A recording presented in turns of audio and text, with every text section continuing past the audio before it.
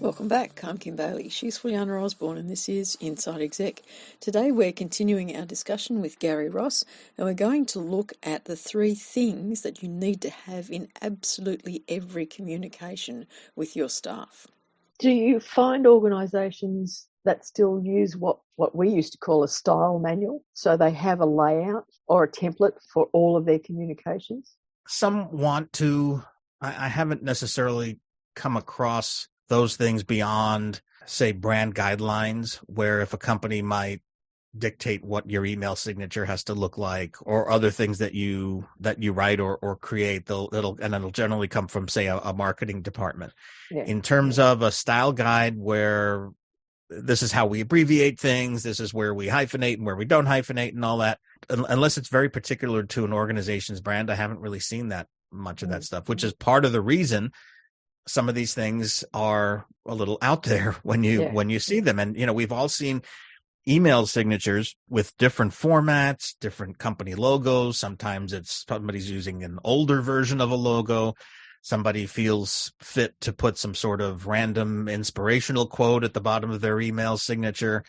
And that's not what the company wants. So sometimes companies will standardize those sorts of things, and I've seen that. But even when that happens, the compliance isn't that good, and that again goes toward that image of professionalism. So is there a place then for some sort of templates or style manual, in a sense, that organisations across the board that would help with their internal communications?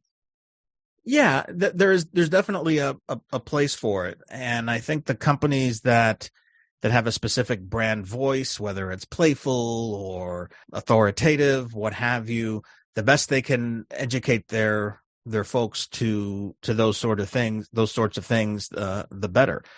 Especially if, there's one client I worked with that used to have an apostrophe in its name, and they decided to take that apostrophe out. And so they had to tell everybody, well, we're not going to use the apostrophe anymore.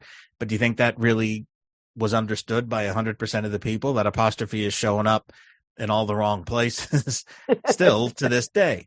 So, it's almost be careful what you wish for, because if you've got something that requires a specific kind of execution, again, because of the pace of communication these days, you may be expecting, frankly, a little too much for people to adhere to that 100%, especially if the organization is particularly large. But that's more of a tactical piece that I find also has gone a little bit of the way of strict interpretation of grammar rules.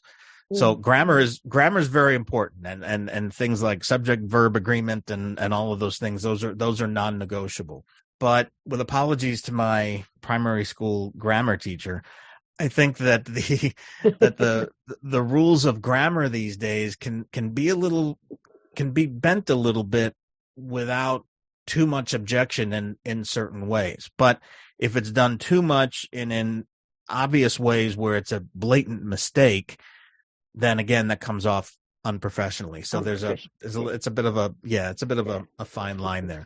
But those sorts of attention to details are important. Things like spelling, those sorts of things. It's amazing how a lot of those things still get missed by people. Things where there are words that sound the same that are spelled differently. There, and there. You and your. Your and your, rather. All of those things that people still mess those things up. I don't think those are forgivable grammatical errors. I think they do show lack of detail, and those things still creep up in business writing today, and it gets a lot of people a little upset because they feel that their people aren't showing up in the right way. It comes back to the professionalism. It looks like it's sloppy because they haven't taken the time, and it's disrespectful. At worst, it's disrespectful to the person who's receiving it, because it indicates that they haven't bothered really to make it right. A couple of things out of that. Do you find that if you have more than one question in a communication, that only one thing gets answered? Yeah, that happens. So again, being careful on the quick hits in your email. If you do have 2 questions, let's say, that you need answered, it helps numbering them 1 and 2. Yep. So that if somebody's looking at number 2, because people tend to focus on whatever the last one is. So usually if you've got 2 questions, most of the time, if they only answer 1, it's the last one. So you help yourself by putting number 2 on that one. So if they're looking at it, oh, wait, there was another one. And then they go and they'll answer that too. But again, short bursts, it might be helpful to break it up, believe it or not, into two different emails. My other bugbear is that when they answer an email, then they ask something else or go into a different topic and they don't change the subject line. Right. So you go back trying to find what the string of the conversation, and you can't think, oh, no, we were talking about this, but that's when they asked this. Yes, exactly. And another thing that drives me a little crazy, and then I'll get off my soapbox, is somebody says, okay, when are you able to have a conversation? And I'll say, Friday is open except for 1 to 2 o'clock. And then they'll come back and schedule it for 1 to 2 o'clock because they didn't realize that I said that's the time that's bad, not the time that's good. So now what I do is I and maybe I come across as a little too, I don't know what, but I say I'm open that whole day except, and I underline except 1 to 2. And that seems to help the problem. But again, it's people flying through their communications because there's so much to read, and people don't. The comprehension isn't so great a lot of times. Or maybe it's the focus. Maybe that they know that because the written communication styles that we use are so accessible that we continuously look at them rather than say, okay, we're going to have this period of time where I'm going to look at emails. Now, I know that this is a practice that Fuliana follows, is that she reads her emails from 6 a.m. till 8.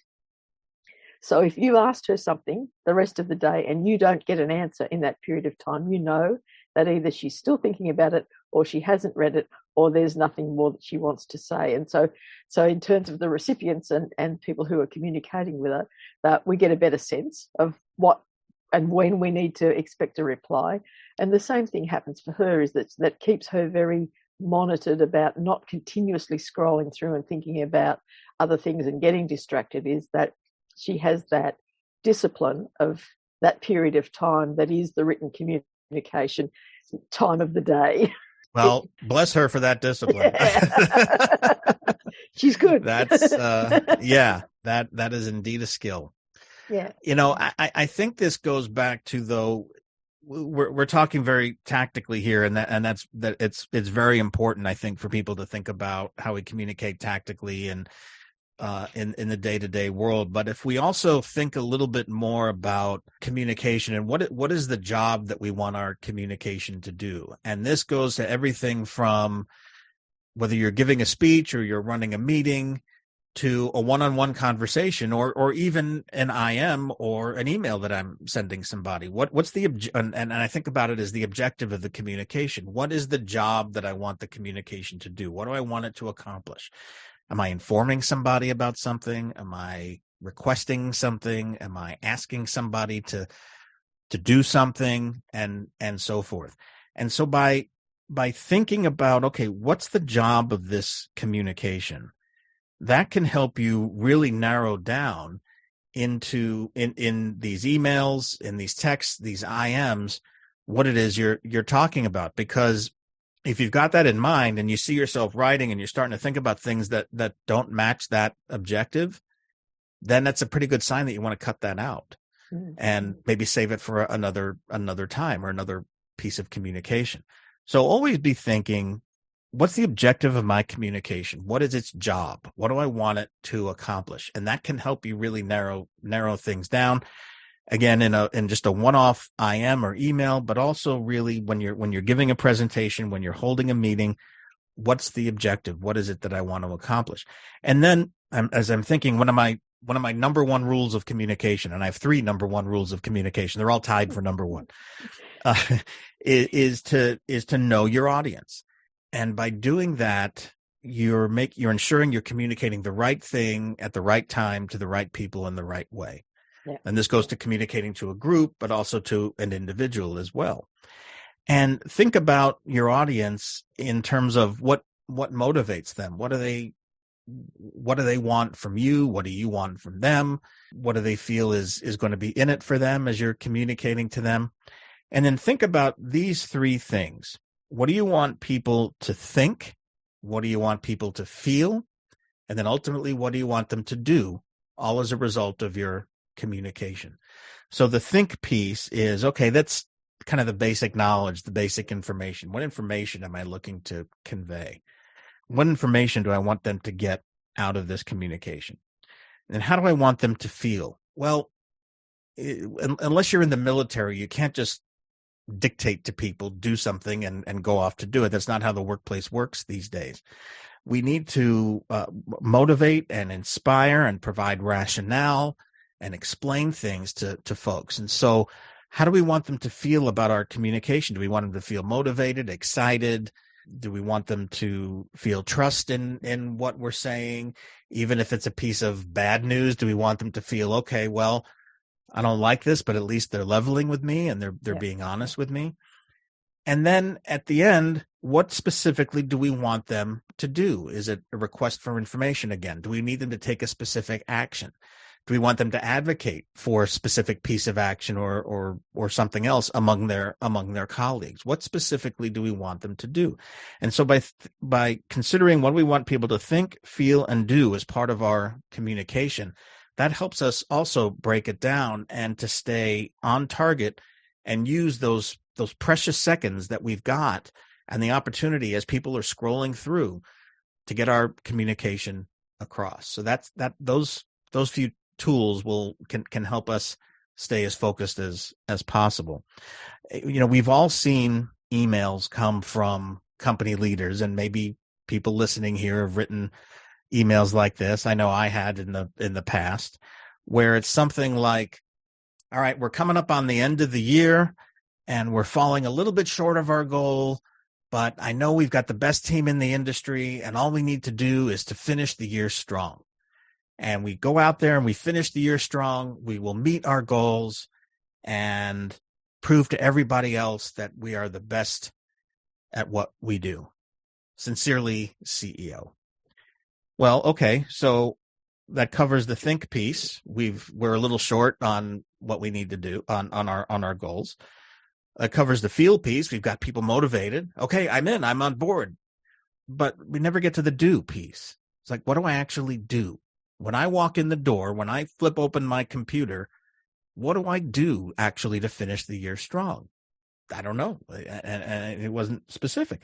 So then I turn to my manager and I say, okay, what can I do to finish the year strong? And the manager says, I don't know. I saw the same note you saw. I don't really know what we're supposed to do. Yeah. And so a lot of times it's where we focus on the think and the feel part. We're not so focused on the do part.